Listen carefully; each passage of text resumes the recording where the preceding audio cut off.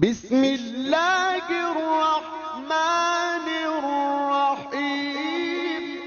ارادہ اللہ ہی کے لیے مخصوص ہے، بندہ کسی کام کی نیت کیا کرتا ہے، ارادہ نہیں۔ بندے کا یہ کہنا کہ وہ فلاں کام کا ارادہ رکھتا ہے غلطی ہے۔ اللہ کا ارادہ بندے کی نیت پہ غالب ہے، یہی اللہ کی پہچان ہے۔ جب تک اللہ کا ارادہ نہ ہو بندے کی نیت ناکام رہتی ہے۔ نیت ارادے کے تحت ہے، جو نیت اللہ ہی کے لیے ہو اللہ کا ارادہ اس کے شامل حال ہو جاتا ہے۔ کیا اللہ کی رحمت یہ گوارا کر سکتی ہے کہ جو نیت محض اسی کے لیے ہو رد کر دے؟ اگر ایسا ممکن ہو تو پھر رحمت کس کے لیے ہے؟ عنایت و عطا نیت پہ موقوف ہے۔ کوئی نیت ایسی مقبول ہوتی ہے کہ رحمت اس کا استقبال کرتی ہے۔ نیت کر اور امید رکھ اللہ تیری مراد پوری کرے۔ اگر عموماً شیطان کی طرف سے ہوتا ہے، مگر یہ اگر رحمان کی طرف سے ہے کہ اگر یہ ہسپتال اللہ کے لیے، اللہ ہی کی بیماروں نداروں لاچار مخلوق کی بے لوث خدمت کے لیے تعمیر کیا جا رہا ہے، اس کے سوا اس کے پیش نظر کوئی اور غرض و غایت نہیں، تو اللہ اسے بنائے گا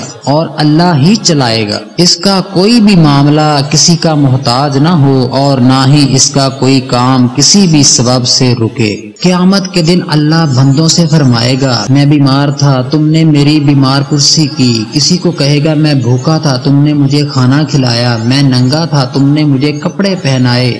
تو کل کائنات کا خالق و مالک تھا، ہم نے کب آپ کی بیمار پرسی کی یا کھانا کھلایا اور کپڑا پہنایا؟ اللہ فرمائیں گے تو نے فلاں بیمار کی بیمار پرسی کی، فلاں کو کھانا کھلایا اور فلاں کو کپڑا پہنایا۔ معلوم ہوا کہ مخلوق اللہ کا کنبہ ہے اور مخلوق کی خدمت گویا اللہ ہی کی خدمت ہے، ورنہ اللہ کی کسی نے کیا خدمت کرنی ہے؟